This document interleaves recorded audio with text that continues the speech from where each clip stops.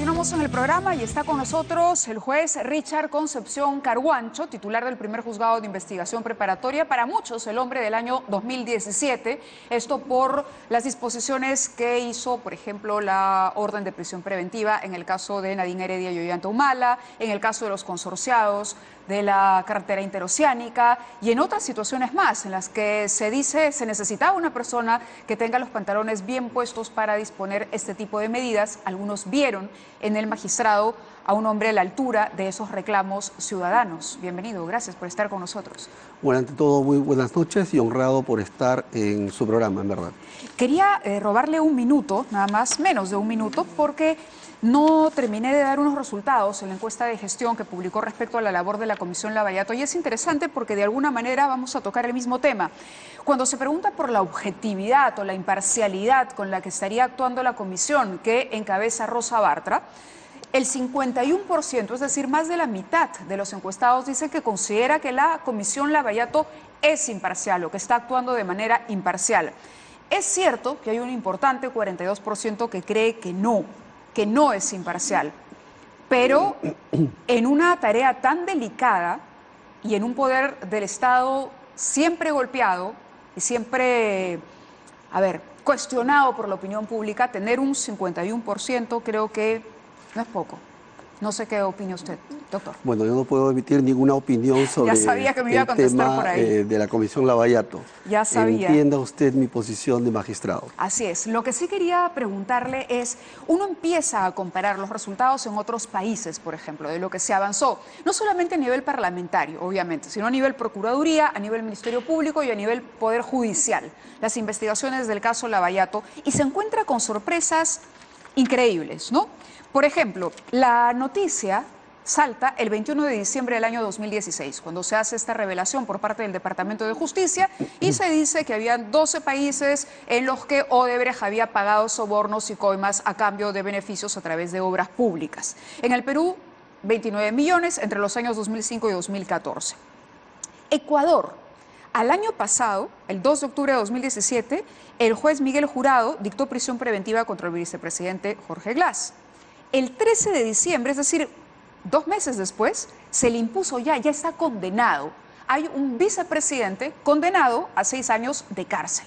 En el caso de República Dominicana, por ejemplo, el 21 de diciembre se hace la revelación. En enero, es decir, a menos de un mes de esto, el Ministerio Público ya había hecho un allanamiento de las oficinas de Odebrecht en la capital dominicana. Habría procesado 25 cajas de documentos, equipos electrónicos. El Ministerio Público había logrado firmar ya un acuerdo con la multinacional para agilizar procesos. ¿Por qué en el Perú demora tanto? ¿Por qué la gente siente que esto no tiene cuándo acabar y que se está abusando en algunos casos, según algunos juristas, de la prisión preventiva, por ejemplo? ¿Cómo analiza usted esta situación?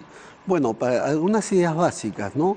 Lo primero es que en materia de un proceso penal para dictar medidas cautelares hay que tener en claro los roles que le corresponde a cada institución del Estado. Por un lado, Ministerio Público y por otro lado, Poder Judicial. Por el lado del Poder Judicial no puede abrir un proceso penal en contra de un determinado investigado porque eso corre a cuenta del Ministerio Público. Por otro lado, el Poder Judicial tampoco puede dictar medidas cautelares si es que previamente el fiscal no se lo ha solicitado, porque rige el principio rogatorio. Esto, para empezar, en los casos que usted me menciona, recién prácticamente han llegado al Poder Judicial entre enero o febrero del año 2017. Es a partir de esa fecha que la Sala Penal Nacional concretamente toma conocimiento de estos casos y emite las decisiones que corresponden. Claro, en pocas palabras, el Ministerio Público es quien tiene que poner el pie en el acelerador para apresurar. Bueno, y puede haber ahí inconvenientes de índole de todo tipo, de tramitología, de capacidad, etc. Yo no podría calificar ni en un sentido ni en otro sentido el accionar del Ministerio Público. Simplemente yo me limito a la labor que cumple el Poder Judicial. Solamente el Poder Judicial, como ya lo he dicho al presidente del Poder Judicial, el doctor Duberly, solamente se activa a pedido de la Fiscalía, no actúa de oficio. Ahora, hay mucha preocupación en torno a esta supuesta pelea que hay en el Poder Judicial. La Sala Penal Nacional, que ha estado viendo todos estos casos, y esta Sala Anticorrupción, que se creó hace, casi un año, pero que debería haber entrado ya en funciones y que sin embargo no lo ha hecho. Por un lado, Duberly Rodríguez, presidente del Poder Judicial, con esta nueva sala, y por otro, la Sala Penal Nacional, con Inés Villabonilla y todos los jueces que han participado y que conocen ya los asuntos de corrupción vinculados a este proceso. ¿Cuál es la situación? ¿Está usted en el limbo? ¿Va a continuar a cargo de Lavallato? ¿Le han dicho que no, que sí se va a implementar esta nueva sala? ¿Qué está pasando? ¿Hay un orden en el Poder Judicial? Bueno, para empezar, el tema de la competencia de los jueces, el tema de las contiendas de competencia de los jueces, es un tema normal que se produce en un proceso penal. Puede producirse una contienda positiva como una contienda negativa. ¿Cuándo se produce la contienda positiva? Cuando dos o más jueces quieren abocarse al conocimiento de un determinado caso. Y cuando tenemos contienda negativa, cuando dos o más jueces no quieren conocer el caso. ¿Y en este caso qué está pasando? Bueno, en estos casos, se podría decir que hay una contienda, habría que definir, digamos, cuál es el órgano jurisdiccional competente para ver los casos. Pero este tema ya hubo una controversia, pero ya se zancó con el pronunciamiento que ha emitido la Sala Plena de la Corte Suprema, en la cual ha establecido de que el tema de la competencia para ver los casos vinculados a Lavallato es un tema jurisdiccional y no es un tema administrativo, en donde cada juez va a determinar caso por caso si lo sigue conociendo o si lo deriva al Sistema Nacional Anticorrupción. ¿Ustedes van a tener opinión? Bueno, nosotros no podemos emitir opinión, sino que tenemos que emitir el pronunciamiento cuando el caso lo amerite. Por lo pronto, yo no puedo adelantar cuál va a ser el pronunciamiento respecto a cada caso concreto, pero lo que sí puedo informarle es que en un determinado caso, mi despacho, por ejemplo, el primer juzgado de investigación preparatoria de la Sala Penal Nacional, ya se pronunció a propósito de este tema en el caso Alan García, en la investigación contra Alan García y Aurelio Pastor Valdivieso, que es un delito de lavado de activos cuyo delito precedente sería un delito de corrupción de funcionarios. ¿Se están arranchando el caso Lavallato? No. Esto va a meritar de que en un determinado caso concreto los jueces determinen si lo siguen conociendo o si lo derivan. Por lo pronto yo no puedo adelantar la situación específica de cada caso concreto. Ahora, quería preguntarle justamente a propósito de eso, porque este limbo, que para usted está muy claro y ya resuelto, sin embargo no lo está para la defensa del prófugo presidente Alejandro Toledo. Esta es una información publicada el 16 de enero, hace 2 días. Extradición de Alejandro Toledo se estanca debido a recursos interpuestos por defensa. La solicitud del abogado es que ambas indagaciones que están en donde está comprometido Toledo pasen al sistema anticorrupción, que es este nuevo mecanismo todavía no implementado. Como lo estipula el nuevo estatuto de la Sala Penal Nacional, al tratarse de un caso de corrupción de funcionarios, argumentó que esa resolución administrativa le quita facultades al juez, se refiere a usted concretamente, para continuar con la indagación. Si el limbo está resuelto, entonces, ¿por qué no podemos resolver el tema de la extradición de Toledo? Sobre casos concretos, me disculpará usted, yo no puedo pronunciarme. ¿Pero usted está facultado para verlo o no? Esa es la pregunta. El tema es que sobre cada caso concreto no puedo pronunciarme.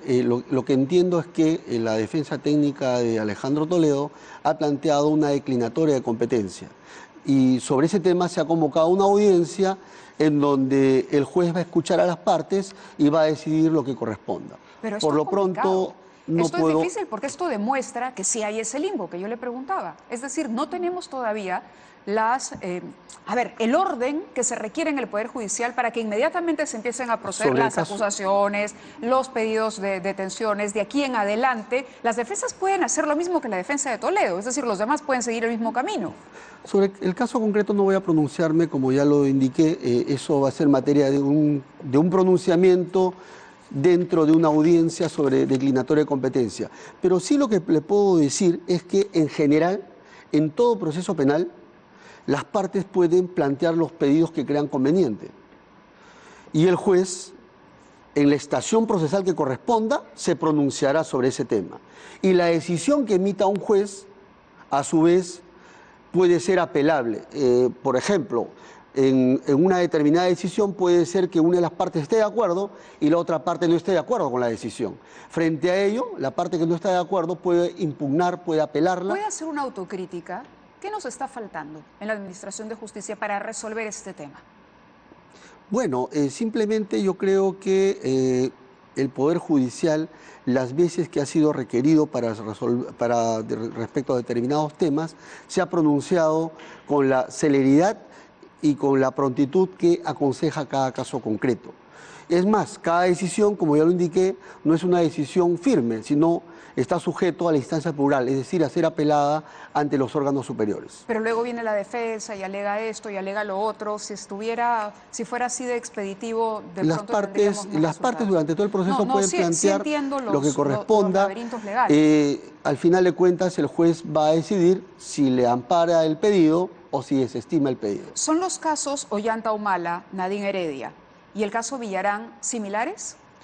No puedo emitir pronunciamientos sobre casos concretos. Usted me entenderá, quien le habla es magistrado que está viendo uno de los casos y no puedo entrar en un tema de comparación. Tampoco me va a responder entonces si le pregunto que se están haciendo abusos de prisiones preventivas como reclaman, por ejemplo, los abogados y la propia señora Nadine Heredia a través de una publicación en Facebook hoy larguísima, donde ella ya ha expresado este sentimiento hace mucho tiempo, pero la gente dice, ¿y por qué si Susana Villarán también está comprometida, no hay una prisión preventiva y solamente un impedimento de salida del país? ¿Eso no está en sus manos tampoco resolverlo? Yo no puedo emitir ninguna opinión, ningún pronunciamiento sobre el tema de las comparaciones, ni tampoco sobre el caso concreto de Nadine Heredia, porque es un caso que también lo está viendo mi despacho. En general, lo que yo sí puedo dar un punto de vista es que en general la prisión preventiva es una medida cautelar que puede dictarse dentro de un proceso penal. Y el tema de la prisión preventiva es un tema harto polémico, no solamente en el Perú, sino a nivel de Latinoamérica. Obviamente la prisión preventiva tiene que dictarse cuando se cumplan con los presupuestos que manda la norma procesal. Y evidentemente no podría dictarse cuando no se cumple con esos presupuestos o no, la medida no sería proporcional. Correcto. Y además hay que tener en cuenta algo adicional, de que la decisión que emite un juez de primera instancia, que puede ser un juez de investigación preparatoria, no es una decisión definitiva. Las partes la pueden impugnar y puede irse el caso a una instancia superior para que el superior o bien confirme la decisión o bien pueda revocarla. Lo que quiero decir es que la decisión que emite un juez de primera instancia no es la palabra definitiva, sino que está sujeto a la instancia plural que establece la Constitución. Si usted tuviera que mejorar en algo el trabajo del Poder Judicial respecto a este asunto, ¿en qué lo mejoraría? Bueno, yo lo he dicho en varias oportunidades, soy una persona que toma debida nota de todas las críticas que existen respecto a la prisión preventiva y también respecto a algunas decisiones que yo he emitido. Soy una de las personas que toma debida nota y hace autocrítica del trabajo que viene haciendo. ¿Y cuál es la idea que... ¿Pero cuál es esa autocrítica? La autocrítica es tratar de siempre de resolver con arreglo a ley, nada más. Esa no es una autocrítica, ¿no? Es resolver con arreglo a ley. Pero eso está bien. Eso no es una autocrítica. Le preguntaba por el Poder Judicial en su conjunto, como parte del Poder Judicial, en un país hambriento de justicia. Eso es lo que le preguntaba. Bueno, yo creo que en el tema del Poder Judicial, creo que el Poder Judicial, hasta donde se han visto los casos, está respondiendo a la altura de las circunstancias. Por lo menos en la Sala Penal Nacional, que es un órgano especializado en crimen organizado, los pedidos son resueltos con prontitud y la situación jurídica de los investigados también se define con prontitud. Claro está, respetando el debido proceso y también escuchando a las partes para tomar una decisión. Correcto, le agradezco mucho que haya estado con nosotros esta noche. El tiempo siempre es cruel en televisión, pero sí vale la pena reflexionar sobre el tema, vale la pena detenernos a analizar esto porque realmente se está dilatando mucho y la gente siente que la justicia cuando demora tanto ya no es justicia, ¿no? Que se van dilatando los procesos o que hay tratos diferenciados también. Yo entiendo su posición de no poder hacer un pronunciamiento muy particular, pero sobre la Sala Nacional y la otra sala anticorrupción que se supone se implementará, ¿eso ya está en desarrollo? Es decir, ¿es una realidad? ¿Eso va a suceder? ¿O finalmente todavía está en evaluación? Me parece que está en evaluación. ¿Todavía en evaluación? Sí, sí. Correcto. Muy bien, muchas gracias, doctor. No, gracias por estar con nosotros. Hacemos una pausa y regresamos en 2018.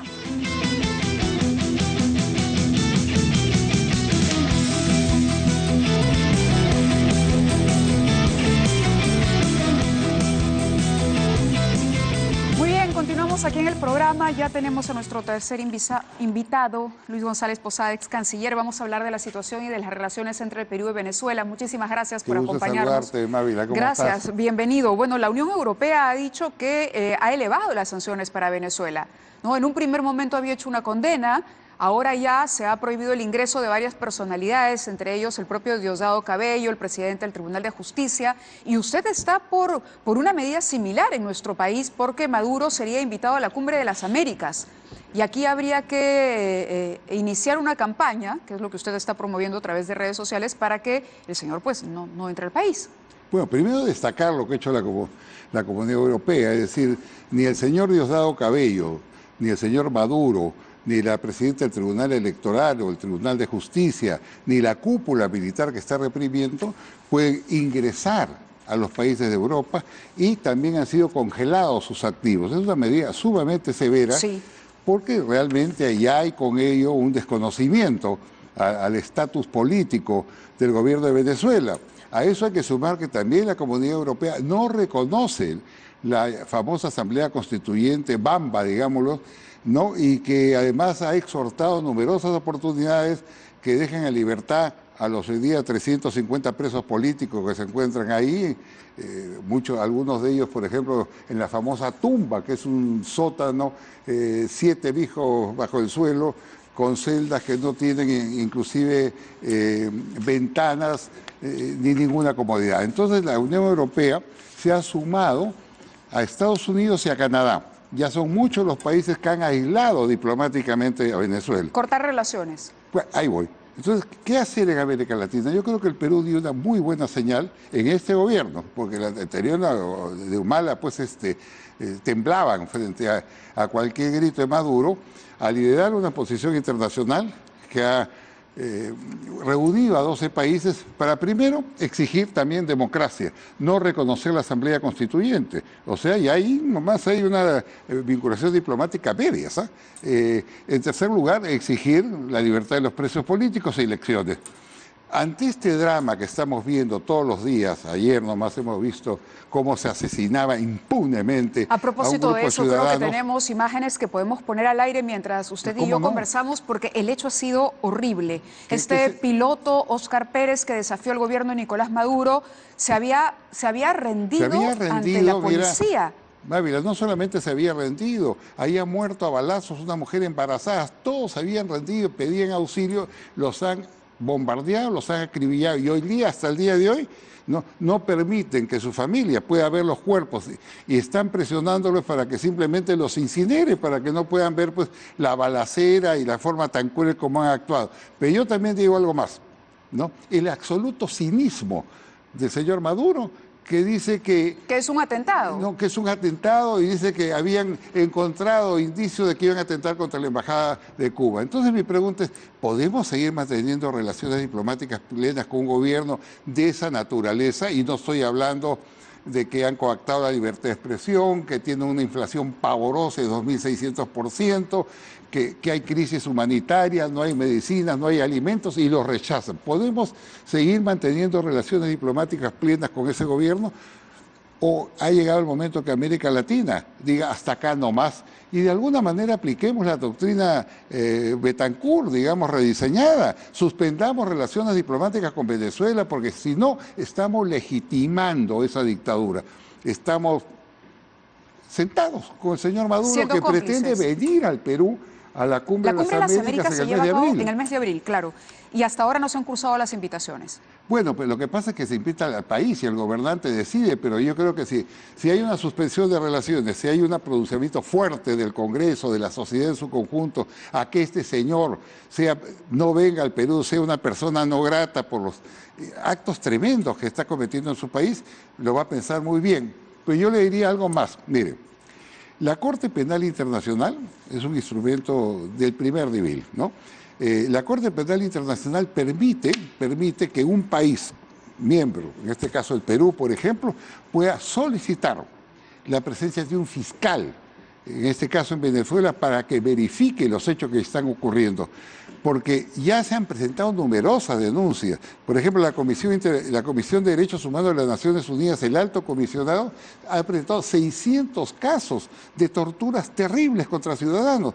Entonces, hoy día ha llegado también el momento que, junto a la suspensión de relaciones diplomáticas, que ojalá lo tomen todos los países de la región, porque no se gana nada manteniendo vínculos diplomáticos con un régimen no solamente espurio, sino genocida como el de Maduro, ojalá que con esa medida también se pida que el fiscal vaya e intervenga.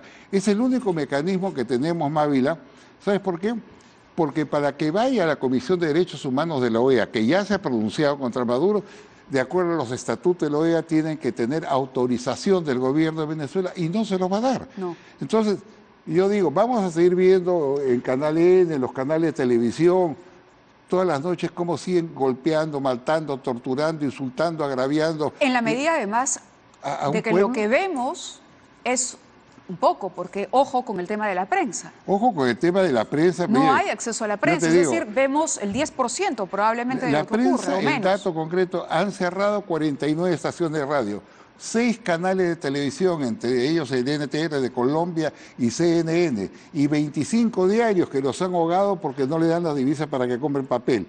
Hay un total hasta ahora de 615 denuncias de Reporteros Sin Fronteras, ¿no? Sí. De atentados contra la prensa. Y han aprobado, Mávila, han aprobado la ley del odio, hace poquito.